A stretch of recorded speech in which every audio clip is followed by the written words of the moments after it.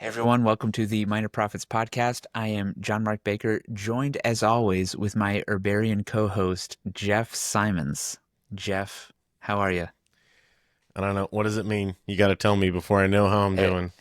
it means overgrown if you have an Herbarian beard, referring to your beard. Yeah. Well, as long as that's the specification, thanks. Overgrown in a couple areas, but I'm doing good. I How are you? I'm doing good. I had to, in full transparency, I had to look that one up. I'm running out of steam on the words that I can just come up with off the top of my head. I was choosing between sesquipedalian, sesquipedalianly bearded. You're Uh, using them up now. yeah, yeah. Well, there's more. There's more. It's a big language. A lot of words in the English language. Yeah. I've been made fun of by people close to me for my vocabulary.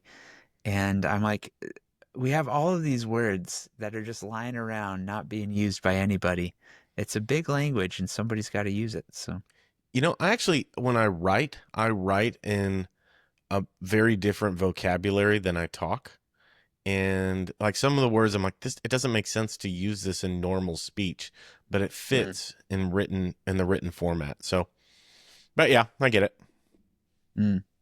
So, when you write, you're more urbane. Sure. Verbose.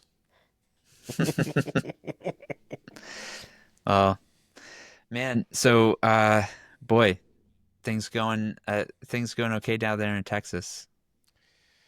Yeah. Yeah, stuff's okay, I guess. We had a we had a news day again today. Yes, Um we did. Unfortunately, we did. yeah, and we have a couple other episodes lined up for that are not news related. Um Thank actually I have God. a yeah, I have a Kingdom Awakening episode is going to come out soon on it's a couple of them on the Islamic city that is being proposed here. So that'll be a little different. Yeah. Um, yeah. Yeah. Well, don't want to bury the lead here. We're going to be talking about the Elder Accountability Team report that just came out regarding Dr. Michael Brown. It's needless to say, there are some glaring errors and some things that can't go unaddressed. And so um, we wish to speak to that. I think it's important to note here, we don't say this enough on our podcast.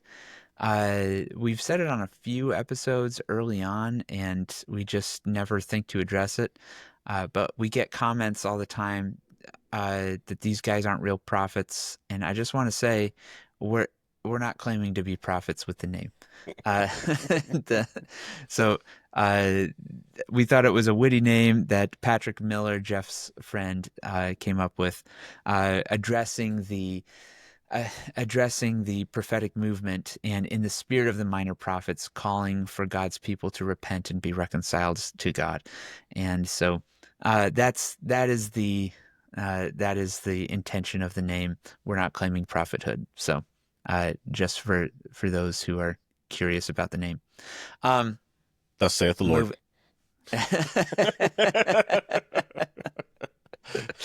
So, all right, moving on. Uh, this report came out. I read it this morning, and I was perplexed. Um, I I was flustered. I was um, Or keep going. I don't know. I was mad. Yeah. It was jarring to read. Um, hmm so the for those who may not be familiar with the Dr. Brown situation, in 2001, 2002 timeframe, Dr. Brown had been caught um, in an inappropriate relationship with another woman who was married to another man. He was this woman's spiritual leader, and he had been fostering a sexually explicit phone conversation or phone relationship with this woman, inserting himself into the life of this family. And according to the testimony of the husband, suggested as her spiritual leader that she stop being intimate with her husband. And that is according to a statement that was released by Ron Cantor from the husband involved. There are other things as well, including the relationship with Sarah Monk. She came forward sharing her testimony that he had patted her on the butt, had kissed her on the lips, regularly held her hand. Many witnesses have attested to walking in the room and she was sitting on his lap and they were cuddling, meeting in the parking lot, at Walmart at midnight, all kinds of things for which normal students in his school would have been disciplined for severely, if not kicked out of the school, and for which Michael Brown really faced no scrutiny. When these things were addressed, he repeatedly, and this is according to the report, tried to minimize, obfuscate, deflect, or he outright mischaracterized these events depending on who knew what and who was asking him. And so the report recommended, well, I don't know if the report made any pastoral recommendations, but the report characterized it as sexually abusive misconduct. However, the Elder Accountability Team has since stated that that's not the case. It was not sexually abusive misconduct. How did they characterize it, Jeff? It was some leadership mistakes or something like that.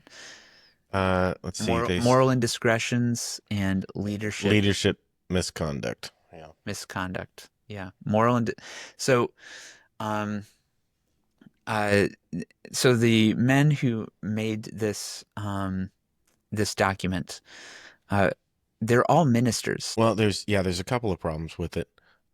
So Jonathan Burness has done stuff with Dr. Brown in the past, so he's clearly not unbiased. He's involved in Jewish apologetics. Right. And they've worked together on things in the past. Leif Hetland's an evangelist from connected with Global Awakening. He's got his own global missions. Which Dr. Brown taught for Global Awakening's seminary. But Global Mission works with Global Awakening. I don't know that they could be two guest preachers in the same organization. Well, they are definitely in the same relational network. Right. And then I don't know anything about Raleigh, Washington. But needless to say, to your point, none of these people have expertise in dealing with spiritual abuse situations or any of these types of things. As far as we know. As far as we know. Now there was, as far as we know. Now that was what was promised from the Line of Fire board, was to include an expert and to kind of parrot, I think one of Bob Gladstone's critiques was, if one of these people is an expert, it should have been clearly defined in their bio. So all indications are that this is not a team that has any expertise in addressing this, and the recommendations align with that characterization. I mean, the notion of suggesting that victims sit down with an unrepentant abuser is shocking. I don't even. Yeah. It's so out of touch. I'm like, I can't understand how you can think that. Right. Yes. And not only is that one of the issues, but when you are all ministers, here's the thing: you're going to see yourself in the shoes of the minister. You're going to see things from the minister's point of view. To have only ministers be the ones making these assessments is to limit yourself to one paradigm of it's not appropriate to only have professional ministers be the ones making these calls. Right. And the whole point of the investigation was there was deceit that was happening, and you had to have somebody that was unbiased, that was unfamiliar with the situation to go in and evaluate the information. And the reason that we have such strong response to this particular document, it's clearly in the perspective of the minister. Everything about it is about how Dr. Brown handled it, what he should do. There's no consideration for any of the victims. The the notion of forgive me for harping on this, but of having a victim sit down with the abuser, if it's the victim and they are requesting it for a sense of closure, whether it be through mail or through phone or through email or an in-person sit down, they're the ones that say, hey, I need this for a sense of closure, is to actually have an apology, and to hear that. To suggest it at the behest of, like, oh, maybe we should all just sit down together. I'm not an expert, but I think that Dr. Lamberg would say that you risk re-traumatizing a victim by trying to organize a premature meeting. So it's so out of touch, and I'm at a loss for words. I'm like, how did we learn nothing from IHOP? Well, it in the IHOP investigation, in the response, I believe Dr. Diane Langberg was part of the pastoral recommendation team. Um, they they followed that guidance there. They explicitly rejected that here, as far as we can tell.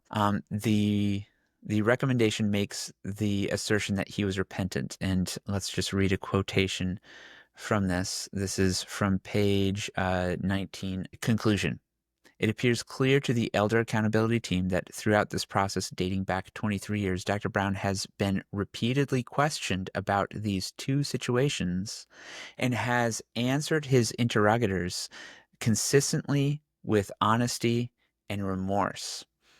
The Elder Accountability Team believes it is time to finally put this matter to rest and allow these transgressions to remain where they should be, nailed to the cross of Christ, cast as far as the east is from the west, and no longer used against him.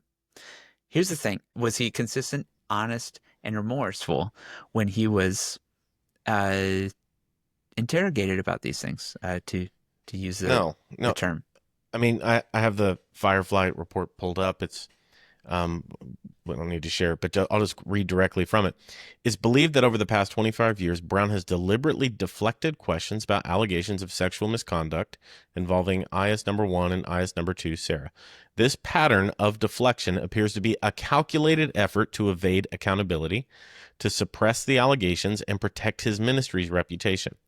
By maintaining silence and avoiding direct answers, Brown has seemingly sought to shield himself from scrutiny, potentially enabling these stories to remain hidden and preserving his position within the ministry. Here's something from the report that I think is worth noting. This is when Michael Lubanovic was addressing the situation.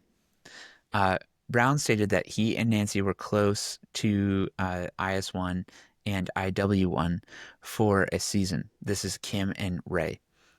He explained that IS1 would email him from time to time, but at a certain point, she crossed the line with some things that were said via email, and it became obvious to him and Nancy Brown that these things were inappropriate. So he took notes of those things on a notepad because he and Nancy Brown planned to meet with her and her husband to address her misconduct. So essentially, he used the notes to confront her. He then told me that the two couples stopped hanging out after that and that nothing else happened. Then Londa Parker also confronted Dr. Brown about Sarah Monk, about the kissing and the pats on the butt and those types of things. And according to Londa Parker's testimony, he flat denied anything happened. He said, "Not, it never happened. Nothing like this ever happened."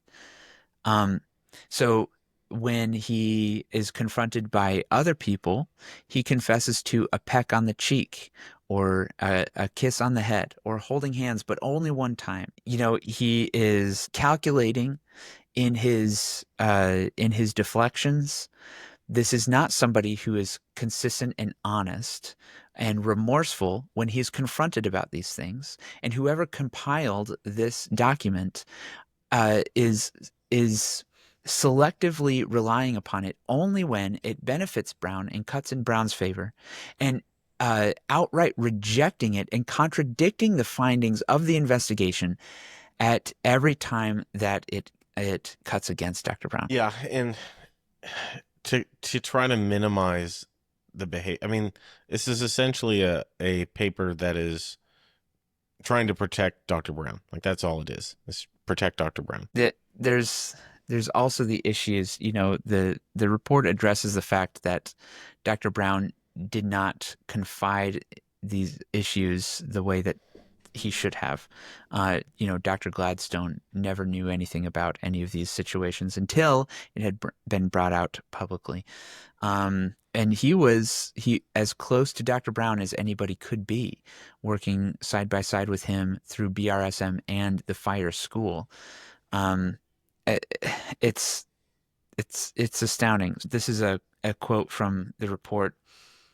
Uh, he says, however, we feel the decision to withhold this information from greater disclosure, even if done for reasons that seemed noble to the parties at the time, was nonetheless a breach of trust to those on his leadership team. Dr. Brown was in a major leadership role with a team of elders he had entrusted to hold him accountable for his moral conduct and co-lead the school alongside him. We believe not confiding in them and seeking their forgiveness, spiritual understanding, and support was unwise. This failure of judgment is perhaps the single greatest reason all this has resurfaced 23 years later. Was it unwise not to Well, tell the staff or the elders who were meant to hold him accountable? Was it that just simply was. unwise? I mean, okay, so I'll take a little bit of a different position on it, and maybe he didn't know. I think there's a lot of ministries that are set up this way that are not set up with ulterior motives. They just think this is how ministry is. I'm the minister, therefore I shouldn't, my elders should only do what I tell them. Um, I think, here's one of the other things that's lacking is so his elders and close associates didn't know about this for years. He lied about it. He hid it. This recommendation says, hey, bring him back to ministry, and for his accountability, he should choose his own accountability people. Like, Yeah, that's right. Yeah, he's what? like, he needs to have accountability and, let him choose who. Who he's going to be accountable to? I mean, Hmm. you do have people that you choose to be accountable to, but you also have people that have authority to actually act. Um, Hmm. to then say that he is universally responsible for determining who he's accountable to is it makes no sense. They also in the Firefly report they mentioned that he had gone through counseling and in some capacity, which is good. I don't think anybody knows what that was though. Like nobody knows how long it was, what was actually covered, what like how if I was a victim and you're now asking me that I should be able to trust this person in public ministry again, or in association with the victims. What this again, this whole eater EATR group and their response is from the minister's perspective. It doesn't take into consideration the initial victims or the secondhand victims, those that have been connected to Sarah Monk, those that have been looking up to Dr. Brown, that have also been watching him insert himself into these other situations that they're like, wait, so now you're just going to let him go back to it?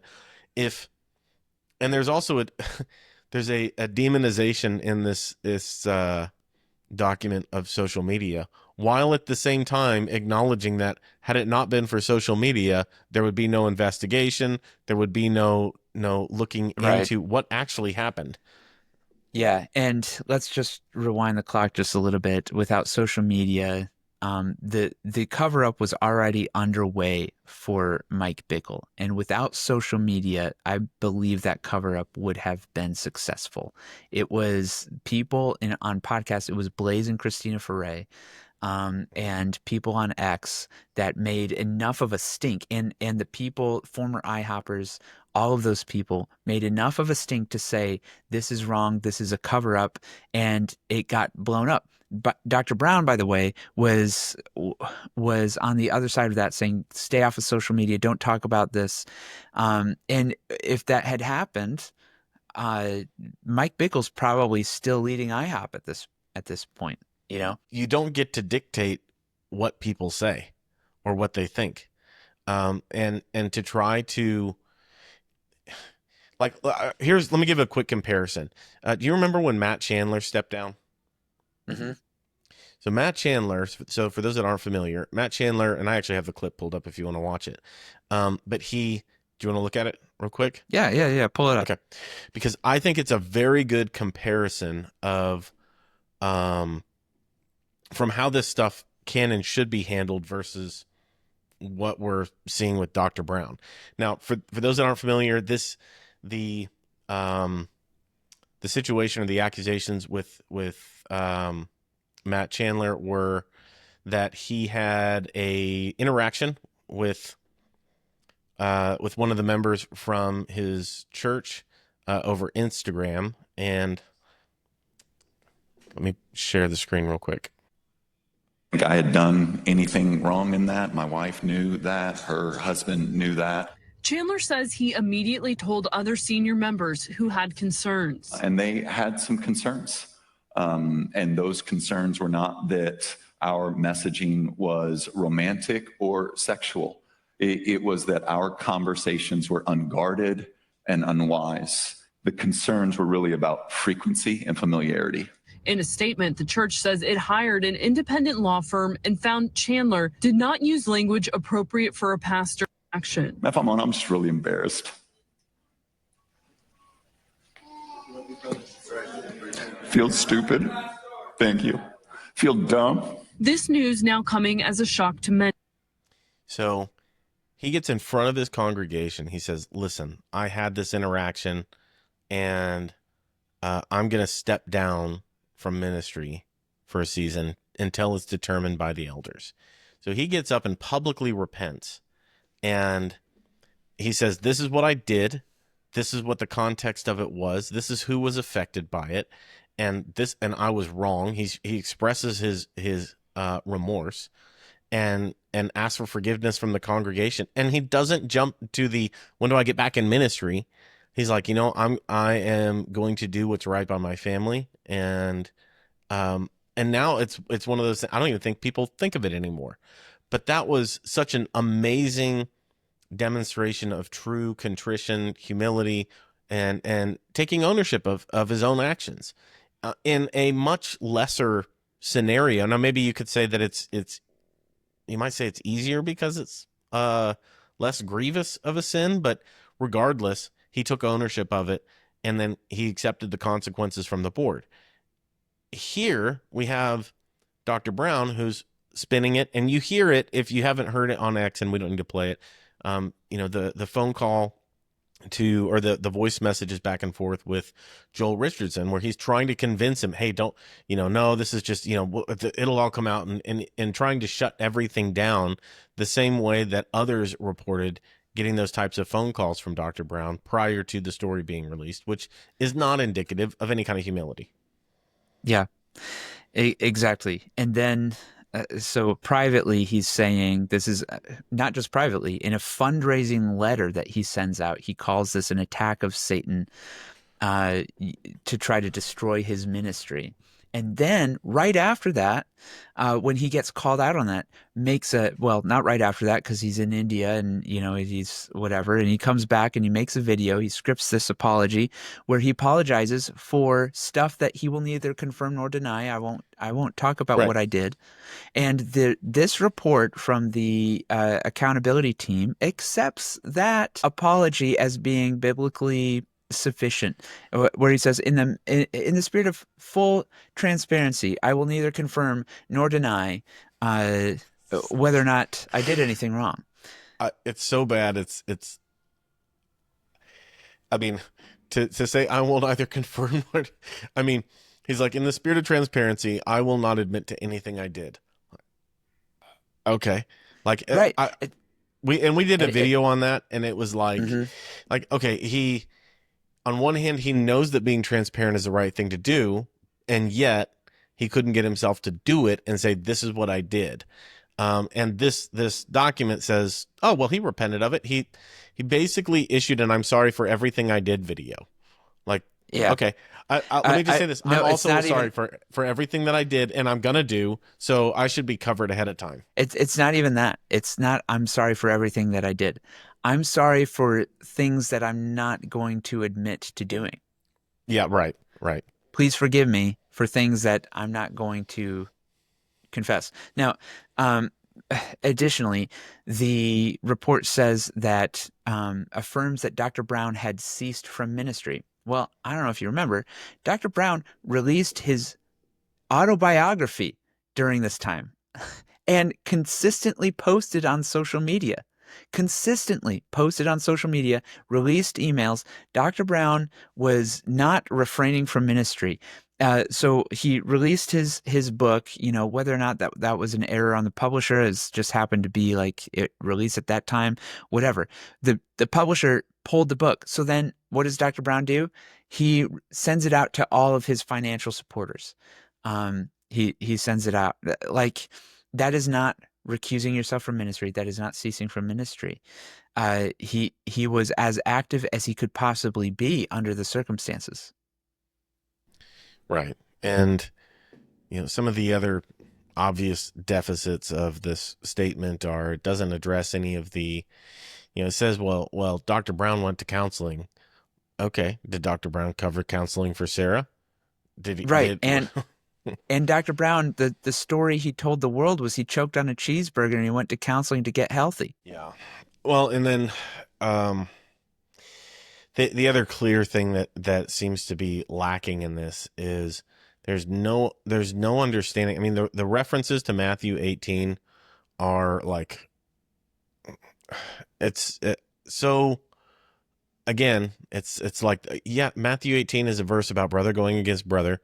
And what about 1 Timothy, where you publicly rebuke elders? It quotes it in their statement, but then they don't make it an appropriate thing. It's like, oh, this should have been addressed privately first. You know who does that? People that have spiritually abusive ministry structures. So I would actually venture to guess in these ministry organizations, you're dealing with people on the top, and they probably aren't accountable to anybody, and that's how they run their ministries. So that's how they think this ministry should be run. So the report raises two things. Evidently, there was a statement from Nancy Brown that never got included in the Firefly Report. I think that should. I don't know why that wasn't included. Maybe that should have been included. It also says that the Firefly Report did not give Dr. Brown a chance to rebut anything. I don't know the story there. That might be. Why do you? I mean, Dr. Brown was busy rebutting things publicly and then in text messages to friends, but I if you're doing an investigation, you talk to both sides. And does it need to include the statements from both sides? I don't know. Maybe. Yeah, I mean, it included some of his statements. That's true. But, it did. The notion that he should get to rebut each statement against him is weird, because that's not an investigation. Now you're right. Yeah. like, yeah. When do you get looking for the to information? Yeah, yeah, that's true. But I'll say this, that in a court of law, you've got a defense and a prosecution, right? And so does Dr. Brown get a defense here? I'm not against Dr. Brown being able to say his piece. I think that would be unfair to say, no, no, no, you just get to sit there silently and be accused. And in the case of, if these are false accusations, which it doesn't appear that they are, in fact, he's confessed to them. I mean, when he's not neither confirming nor denying, he's confessing to them.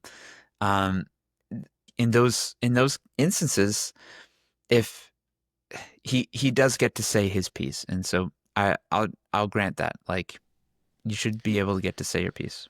If I were Sarah, I would be sad and angry. Yeah. Yes. Correct.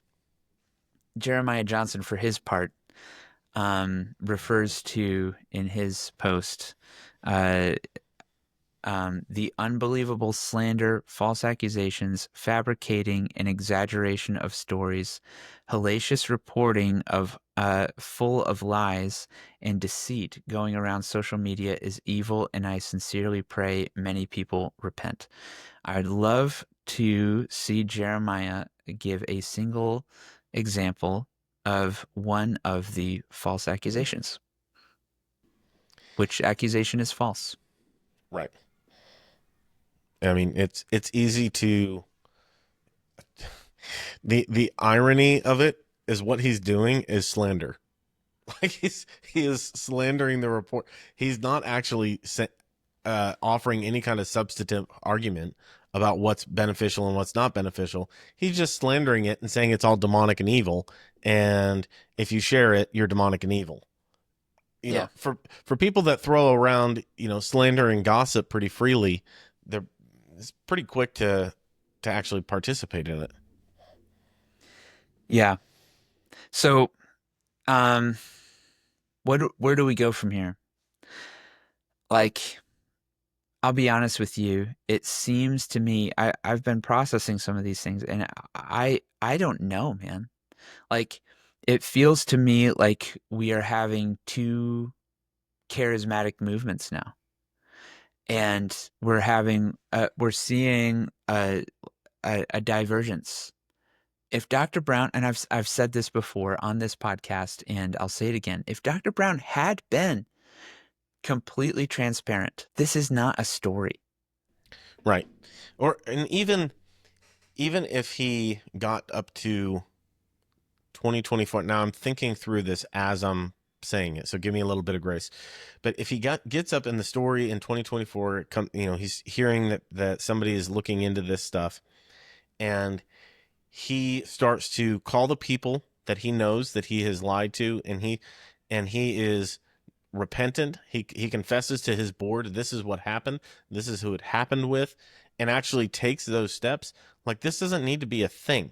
I don't even think No. people would have noticed. Well, people would have noticed, but I think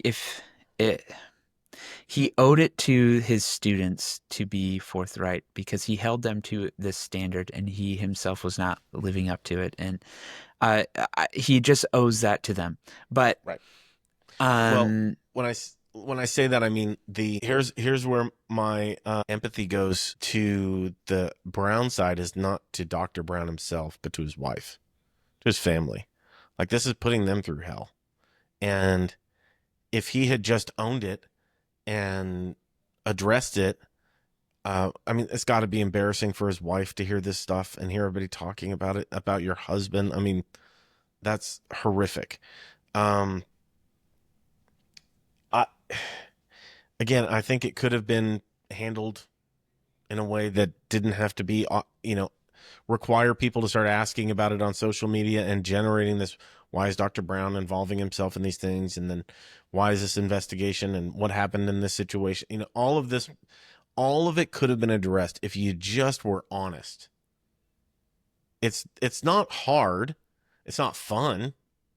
I mean, you've had to confess stuff. I've had to confess stuff. Every Christian that I know, if you're walking with the Lord, you know what? You confess your sin. You confess to the Lord, you confess to one another, and you ask for forgiveness. You get clean and you move forward. But the fact that, and this is really the point I want to make, is the fact that there is a structure of people that seem to be ministers protecting ministers, um, that are basically willing to ignore evidence. They're not willing to listen to evidence that it is contradicting their friends, the people that they see themselves in, the people that their fellow ministers. They are willing to circle the wagons, and there's this structure that it's not okay. It's sick. I don't know where to go from now, because if this is what the charismatic movement is, just I scratch your back and you scratch mine. I can dissolve my board anytime I want to and just self-appoint my own yes men, and I can sort of rule my own fiefdom and not be held accountable by any stretch of the imagination. We see churches that are just doing away with their church membership at the drop of a hat in order to then the congregation doesn't have to elect a board. Then the pastor can just appoint boards. And guess what? They're going to appoint people that they want. And they're going to be able to get rid of any of the people they appoint whenever they want to. And this is not, I don't know what you call that. You just don't call it accountability. And we're seeing a movement that is increasingly allergic to accountability. And I believe that this is the thing that needs to change. And I'll be honest with you, I don't want to play ball with these types of things. I'm a minister. I travel and speak from when I'm invited. And like I'm not okay being a part of whatever this is. And if this is what the charismatic movement is going to be, where it's like there's just these apostles and then they're yes men, and then you can come and lend me credibility by speaking in my pulpit, and then I'll do the same for you, and then we'll just amass followings together, and we'll just use our fame to fuel this thing, and we'll call it ministry. I'm just like, this is not okay, and something needs to change. And I don't even have the answers for this. I don't know what's going to happen moving forward, but I am protesting, and I'm not going to play ball. So, for whatever that means. I think I hope that we're in a time where we're going to see an exodus out of this type of stuff. Where, you know, if you want to solve the issue of uber powerful and famous ministers, stop giving them your money. Like, Yeah. It's really that simple. Stop supporting it, and have a local community, whether it's house church or your local church, whatever, and contribute there. I mean, Have pastors that you actually know. People, exactly. I had this conversation with someone today. Yeah. Mm-hmm. I had the conversation with someone today where they said, well, we have this group and it's these people that go to these different, it's Dallas. So there's a bunch of mega churches, and they're like, well, this one goes to this church and that one goes to that church. And I said, yeah, but ultimately you're pastoring them, because they don't know no leader in those organizations know them and has insight into their lives. You're pastoring them. You're helping them through their life situations, giving them practical wisdom, biblical counseling, and just, everyday life, doing life with them. You're discipling them. You are their pastor. So I think we're rediscovering what the body is supposed to look like, what church is supposed to look like. And yeah, I hope all this stuff kind of stops. I don't know what can happen here, but I think it's still possible for Dr. Brown to truly repent.